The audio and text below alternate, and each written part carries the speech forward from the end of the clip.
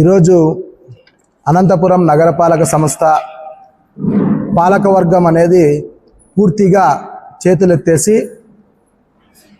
Hats off అనే విధంగా చేతులెత్తేసినారు. Handsome అని చెప్పేసి చేతులెత్తేసినారు. ఎక్కడ చూసినా కూడా ఒక సానుభూతి పొందాలనేటువంటి లక్ష్యం చేసుకొని ఎక్స్ ఎమ్మెల్యే అనంత వెంకట్రామరెడ్డి గారి డైరెక్షన్లో ప్రస్తుతం ఉన్నటువంటి మేయర్ గారు సానుభూతి రాజకీయానికి తెరలేపారు. అందుకు కారణమే నిన్న జరిగినటువంటి పాత్రికేయుల సమావేశం. మేయర్ గారు మాట్లాడుతూ అనంతపురం నగరంలో కూటమి ప్రభుత్వం అధికారంలోకి వచ్చిన తర్వాత ఈ అనంతపురం నగరంలో 50 డివిజన్లలో పారిశుద్ధ్యం పడకేసింది, అభివృద్ధి పనులు నోచుకోవడం లేదు అని చాలా చిలక పలుకులన్నీ పలుకుతున్నారు. వాస్తవానికి అనంతపురం నగర ప్రజానికమంతా కూడా చూస్తుంది ఈ నగరంలో ఏం జరుగుతుంది, ఎంత అభివృద్ధి పనులు జరుగుతున్నాయి అని అనంతపురం నగర ప్రజలందరూ కూడా చూస్తున్నారు. ఈ మధ్యకాలంలోనే ఇటు శ్రీనగర్ కాలనీలో ఈ మధ్య కాలంలోనే వాళ్ళు కూడా ఆ రోడ్ల మీద ప్రయాణం చేసి కార్పొరేటర్లందరూ కూడా బహిరంగంగా టీ హోటళ్ళ కాడ చెప్పారు, మాకి 5 సంవత్సరాల కాలం ఇస్తే మేము చేయలేకపోయినాము, కేవలం 19 నెలల కాలంలోనే ఎమ్మెల్యే దగ్గుపాటి వెంకటేశ్వర ప్రసాద్ గారు ఇంత అద్భుతంగా ఒక హైదరాబాదులో ఉన్నటువంటి మహానగరంలో వీధుల్లాగా తీర్చిదిద్దినారని మాట్లాడుకుంటే టీ హోటళ్ళ కాడ ప్రజలే అనుకున్నారు. ఈ విధంగా మీ అధ్వాన్నమైనటువంటి పాలన అనంతపురం నగరపాలకకు ఒక శనిలాగా వైసీపీ పార్టీ దాపురిచ్చింది. పైగా పుణ్యకాలం అంతా గడిచిపోయిన తర్వాత ఈ విధంగా మాట్లాడడం అనేది సరికాదు.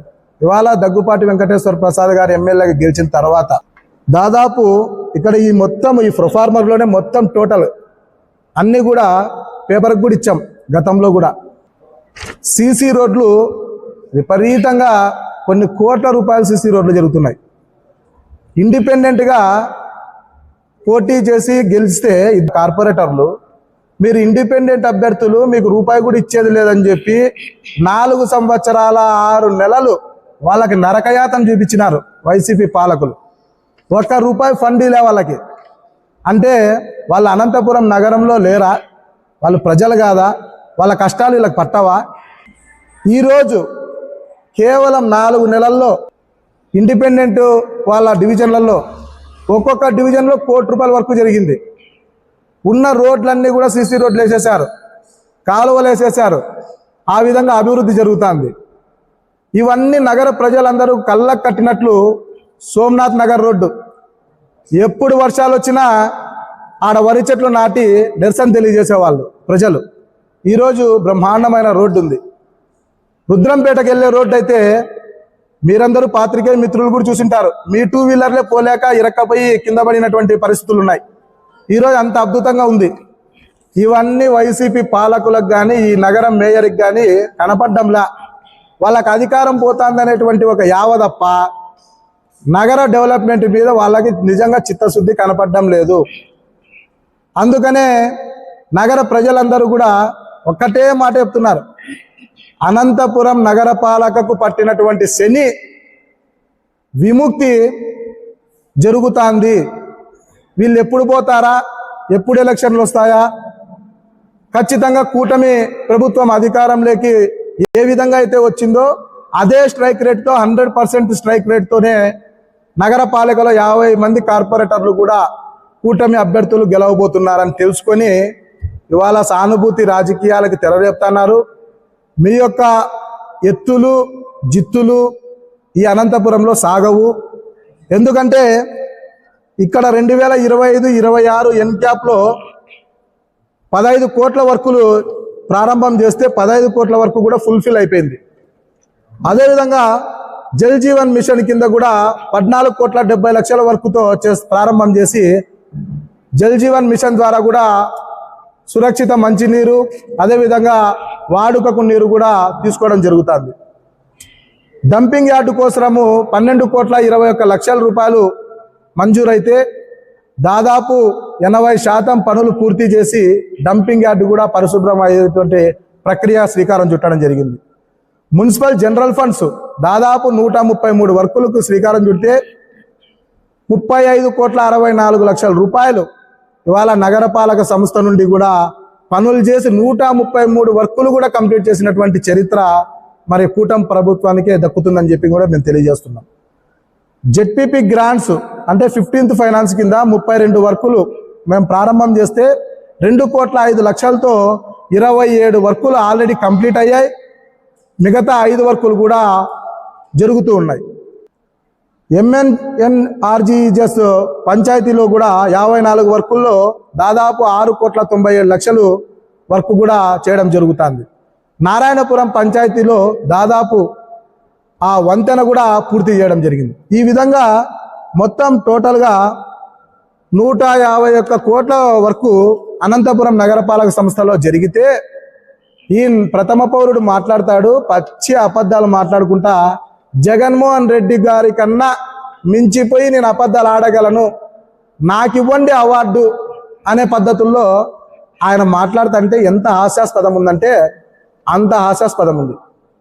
అసలుకి ఈ మేయర్ని ఎందుకు ఎన్నుకున్నామా, అసలు ఎందుకు ఈయన మేయర్ అయినారా అని చెప్పేసి నగర ప్రజలందరూ కూడా ప్రతిరోజు చర్చించుకున్నారు. ఈరోజు పాపం అధికారం పోతేనే ఆ సీటు ఇడిచిపెట్టిపోయే బాధపడి ఇంకా ఉన్న 3 రోజులు కూడా మా మీద ఇట్లాంటి అసత్యపు ఆరోపణలు చేస్తే అతనికి ఏదో మైలేజ్ వస్తుంది అనుకుంటున్నాడు తప్ప దానివల్ల వాళ్ళ పార్టీకే నష్టము. ఎందుకు ఆ మాట చెప్తున్నానంటే ఆల్రెడీ మీ పాలన నచ్చక ఇక్కడ మా బాలాంజనేయన్న కూర్చున్నాడు. ఆ వైఎస్ఆర్సీపీ పార్టీకి రామ్ రామ్ అని నమస్కారం పెట్టి నాయన మీ పార్టీలో బీసీలకి చోటు ఇవ్వరు, బీసీ కార్పొరేటర్లకి ఫండ్స్ ఇవ్వరు అని చెప్పి మా పార్టీలోకి రావడం జరిగింది. పాము జనబలం బాబా మైనార్టీ ఆయన కూడా లాస్ట్కి వైసీపీ పార్టీకి నమస్కారం పెట్టి ఈ అనంత వెంకటరామరెడ్డితో నేను మెలగలేను, ఈ మేయర్తో అసలు ఒక పని కూడా చేయడని చెప్పి అతను కూడా మా కూటమి పార్టీలో చేరినాడు. అందరూ క్యూ కడుతున్నారు ఇప్పుడు. అందుకనే లాస్ట్ దిగిపోయే ముందు మేయర్కి ఏం చేయాలో దిక్కు తెలియక ఈ సానుభూతి రాజకీయాలు అనేది తెరలేపారు.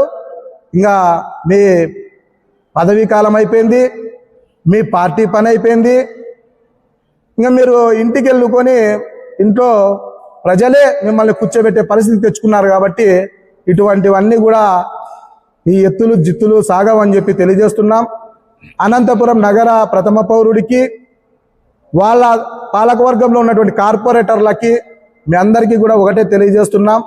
ఇవాళ ఎమ్మెల్యే గారి పైన ఆరోపణలు చేశారు. టౌన్ ప్లానింగ్ ఆఫీసర్లుగా కొంతమంది ఉండడానికి అసలుకి భయపడుతున్నారన్నారు. మీకు గతంలో కూడా అఖిలపక్ష సమావేశంలో కూడా చెప్పాం, మీకేమన్నా నిజంగా ఆధారాలు ఉంటే అధికారులకి పని చేయకూడదు అని చెప్పి చెప్తున్నారు.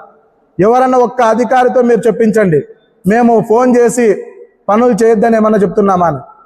ఎక్కడన్నా కానీ పారిశుద్ధ్యము బాగా పరిశుభ్రంగా ఉండాలా, పనులు చేయమని చెప్తే వాళ్ళు పని చేస్తే యాడ పేరు వస్తుందో అని ట్రాక్టర్లు పెడితే ట్రాక్టర్లకు బిల్లులు ఇవ్వకుండా ఉన్నారు మీరే. డీజిల్ వేపిమని చెప్తే ఎక్కడ ఎన్ని లీటర్లు డీజిల్ వేయాలో చెప్తే కేవలం 10% 20% డీజిల్ వేస్తే బండ్లు ఎట్లా నడుస్తాయండి? ఇది మీది కాదా బాధ్యత?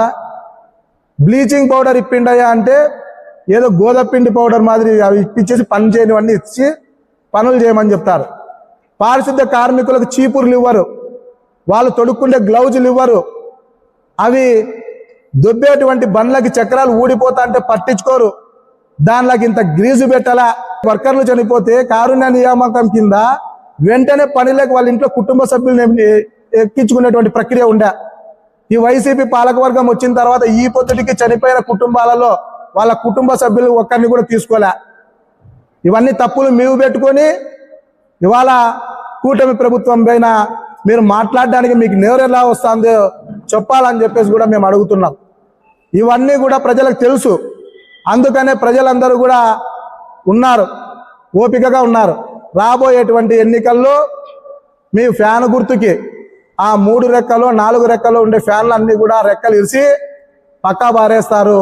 ఖచ్చితంగా కూటమి పాలన ఒక మంచి ప్రభుత్వంగా ఉంటుందని చెప్పేసి మేము ప్రజలకు భరోసా కల్పిస్తున్నాం, ప్రజలతో విశ్వాసాన్ని పొందుతున్నాం, ఆ విధంగా ముందుకు పోతున్నామని చెప్పేసి కూడా మీ అందరికీ తెలియజేస్తూ సెలవు తీసుకుంటున్నాం.